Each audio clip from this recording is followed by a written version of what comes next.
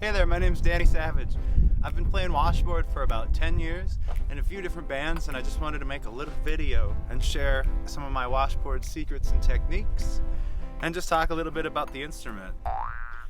This is probably my fourth or fifth washboard, and I've just kind of recently started making extras because you find these things all over the place. My first one was from Ace Hardware, and I think it was maybe 20 bucks or less.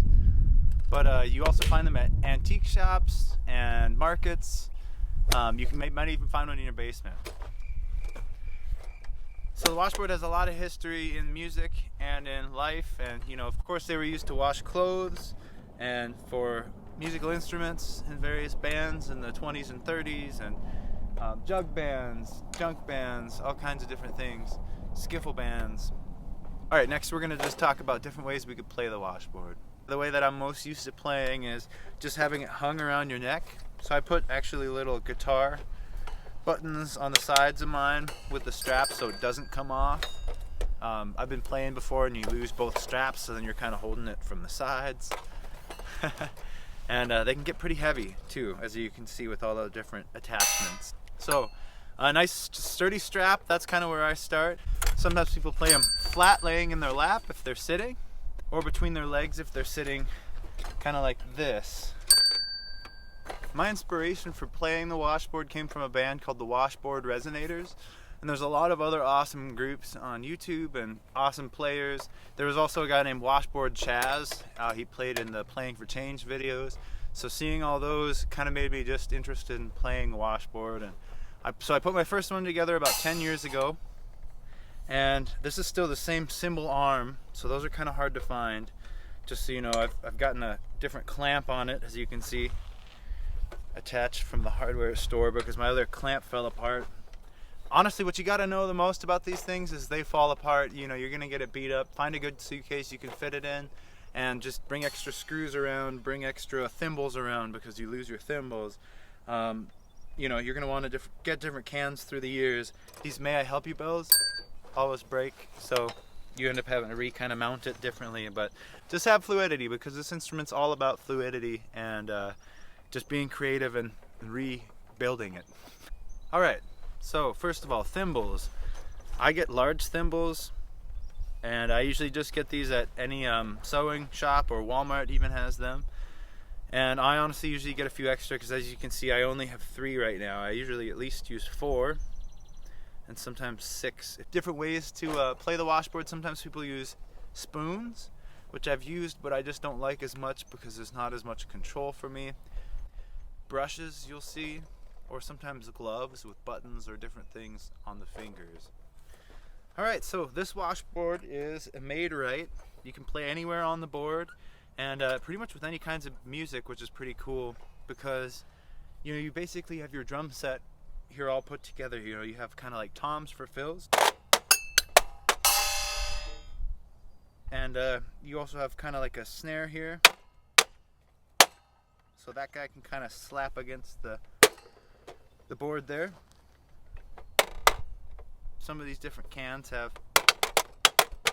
different pops, kind of like a snare drum, and again, you can kind of find anything you want for the board. Alright, we're gonna get into some beginner rhythms.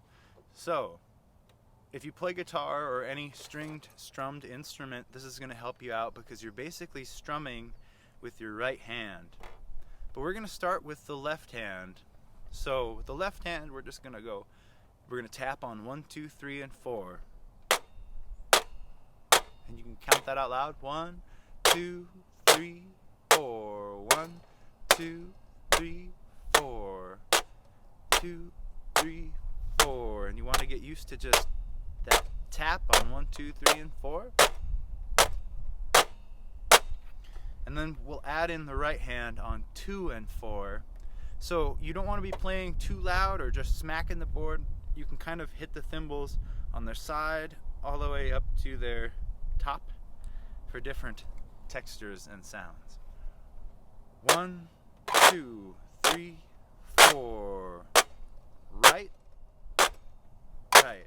1, 2, 3, 4. Just the right hand. 2, 3, 4. So then add the left in. 1, 2, 3,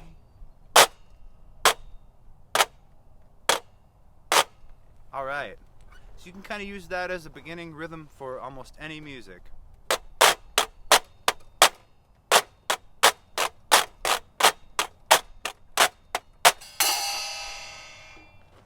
Alright, cool.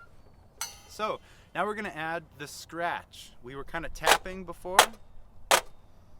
Now the scratch is of course what the washboard's known for. So, you use your right hand, like I said, kind of like a guitar would be strummed, just up and down. And, you know, we can combine that with the tapping. So we're going to go 1, 2, 3, 4 now. So the right hand scratches on 2 and 4. 1, 2, 3, 4. And then the left hand will tap. Let's try that. 1, 2, 3, 4. 1, 2, 3, 4.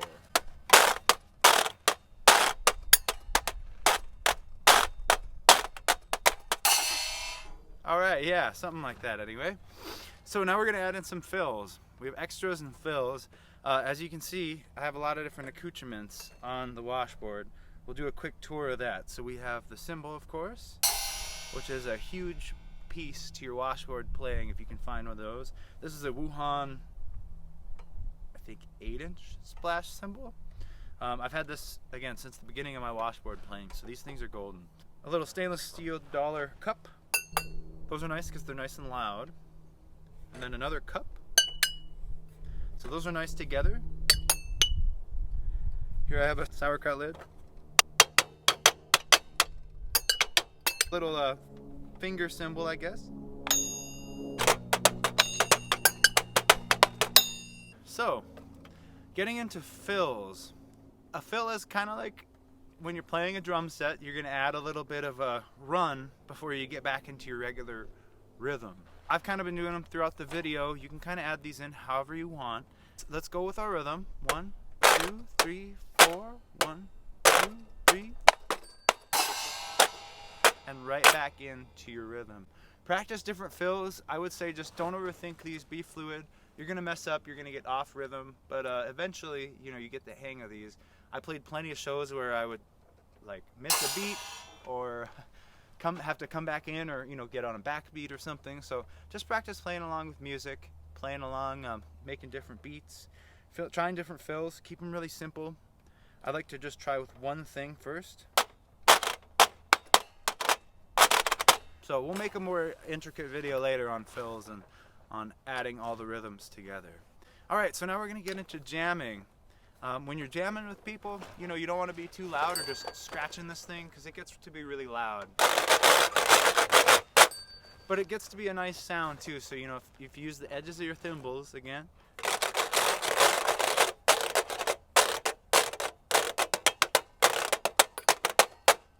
It's kind of a tricky thing because, you know, the washboard is going to cut any other instrument just about. So you don't want to be overpowering on that thing. Just scrubbing that thing. And also these other sounds. Very loud, alright? So you don't have to be really whacking everything. Just take it easy and you know, you'll get the hang of what you want it to sound like. Alright, so when it comes to solos, there's a lot of different things you can do here too. Kind of like the fills, you're just kind of doing a run of your board. And I've played a lot of shows where people will say, oh man, you didn't even use your honky horn, which this board doesn't have. Or you didn't even use your may I help you bell. So you really want to make sure you're giving attention to your whole board and everything that you hook up. Again, you're going to want to almost add these pieces one by one to get used to playing them all. This is one of my most hooked up boards that I have, and it's just kind of fun to have the options, I guess, the availability to be able to run, like I said, and add different noises and catch different people's attention.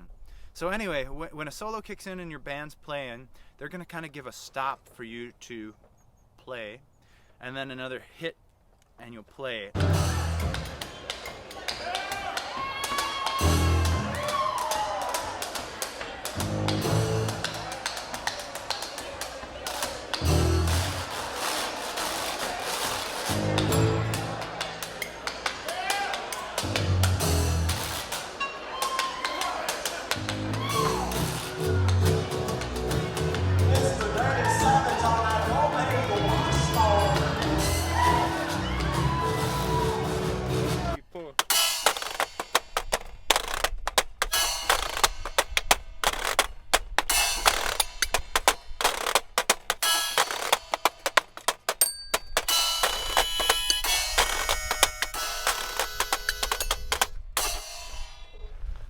So something like that anyway. Like I said, you can get used to your different playing and different hand coordinations. And sometimes I still miss different things, but honestly, if you're just smacking this thing and you hit it off right from the beginning, people are really going to notice and pay attention to what you're playing. Alright, so let's get used to playing something else here. Here's just a little bit of me playing some harmonica and washboard, I guess.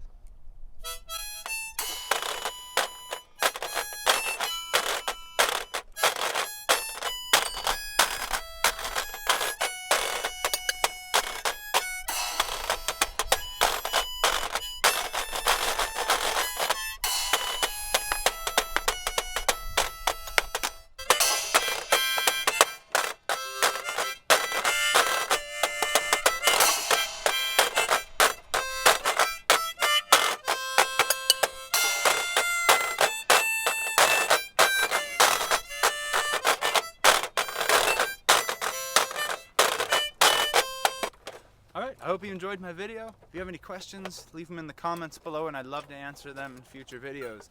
I've been meaning to make a washboard video for a while now, so I might have missed something. Let me know if you have any questions. I'd love to answer them. And I'll be making more in-depth videos on the different fills and different things that I do to build these things and all of the other things that I missed in this video. So I hope you enjoyed it, hope you learned something, and we'll see you on down the line. Hope you're playing your washboards out there.